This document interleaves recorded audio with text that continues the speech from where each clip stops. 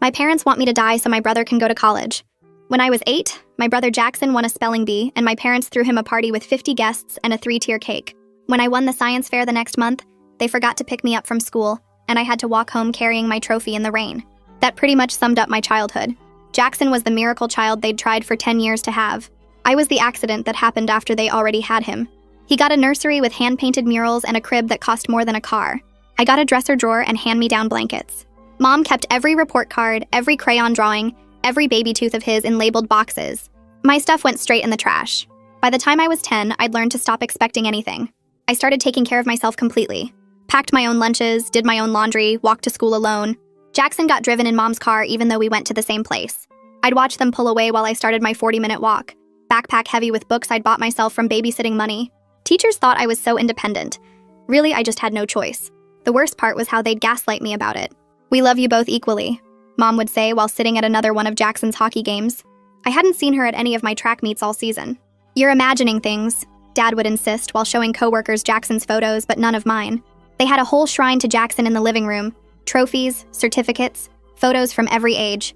I got one school picture on the fridge that hadn't been updated since 2nd grade. When I was 16, I got into the advanced science program at school.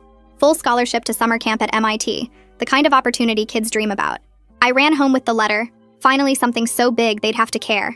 Mom glanced at it and said, "That's nice, but Jackson has a baseball game that week so we can't drive you." The camp was 3 hours away.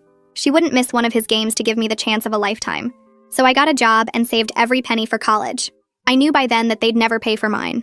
Jackson already had a college fund that Mom talked about constantly. "We've saved $40,000 for his education," she'd brag to relatives. When those same relatives asked about my college plans, she'd say I'd probably get scholarships since I was the bookish one. Like being smart was a consolation prize for being unloved. Then when I was 17, I started getting sick. Bruises everywhere, exhaustion so bad I could barely stand. I ignored it for months because complaining got me nowhere in that house. But when I fainted at work and woke up in the hospital, the tests showed acute leukemia, advanced enough that the doctors were surprised I'd been walking around at all.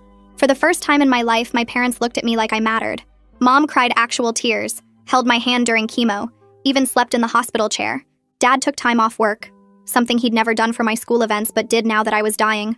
They brought me flowers and balloons and teddy bears, all the things I'd wanted as a kid but never got. For 3 beautiful months, I had parents who loved me. The chemo worked, my counts improved. Doctors said I had a fighting chance if we kept going. I started to believe maybe this illness had changed things. Maybe almost losing me had shown them I was worth loving. Mom even said she was proud of how strong I was. I cried hearing words I'd waited 17 years for. Then Jackson got into Columbia. Not with scholarships or financial aid. His grades weren't that good.